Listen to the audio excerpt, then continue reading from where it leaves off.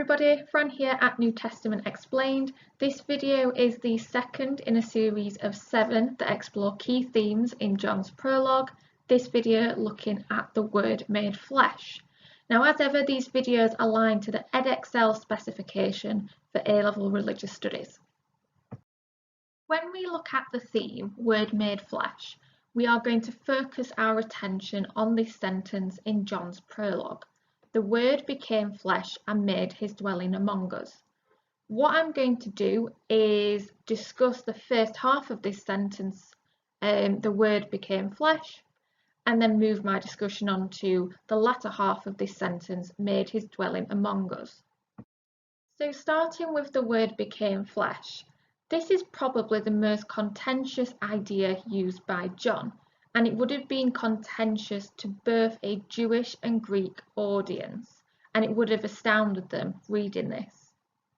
The phrase would have challenged readers at the time to think about who Jesus was. What this phrase tells the reader is that God had become human with flesh and blood and the ability to feel all human emotions. Ultimately, Jesus was the Word incarnate. And scholar Kaisar has noted how significant this sentence or this part of the sentence is. The prologue pushes the existence of Christ, the Logos, beyond the reaches of human imagination. So again, the point you really need to emphasize here is that John is telling us that Jesus is the Word incarnate. And incarnate means that God has become embodied in the human form.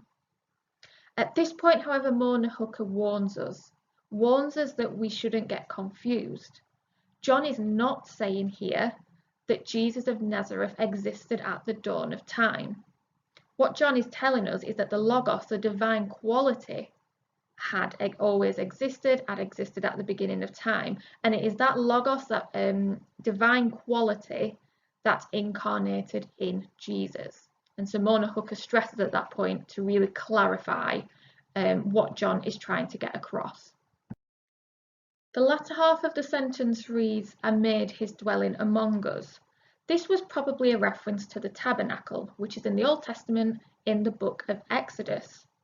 Hunter points out that the Greek term for made his dwelling among us is pitched his tent among us, and a Jewish reader reading John's prologue would be reminded of the tabernacle, which is the earliest Jewish temple, and it was the centre of God's presence on earth at the time, where God descended to be amongst his people. The last thing we need to look at here is whether this theme can be considered influenced by Judaism, Hellenism, or perhaps both. Now, in terms of Judaism, it was impossible for humans to see God, although prophets could hear the voice of God. And this led many Jews to think of God's word as separate from God himself. And this sort of led to the concept of what is known as holy wisdom. Wisdom is seen as coming from God and is God sharing his goodness. And if you want to explore the concept of holy wisdom further, I would recommend reading the Wisdom of Solomon and the Book of Sirach in the Old Testament.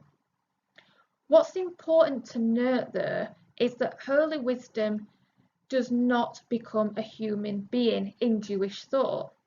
Wisdom makes her dwelling on earth temporarily to inspire prophets.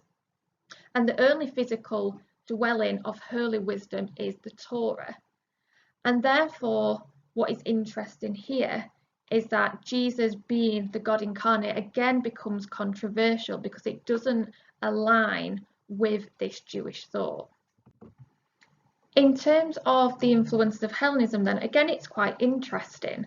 The Greeks had no problem with incarnation and many of their gods did take the physical form on earth. However, what's important here is that gods only incarnated briefly in Greek thought, and then they would go back to their life as a god. However, John's prologue describes the Word as becoming flesh more completely, fully human and fully divine. And the end point we get to here with both the influence of Judaism and Hellenism is that whilst we can make connections to Jewish thought and to Hellenism, there are still some issues that it is not the case that we can look at the theme of the Word made flesh and completely match it to Judaism or Hellenism. And that's something that becomes quite interesting if you start looking at AO2 debates on how far John's prologue was influenced by either Judaism or Hellenism. That then ends my brief discussion on the Word made flesh, the second theme in this series of 7 in John's prologue. Thank you for watching, and make sure to subscribe to this channel if you haven't already.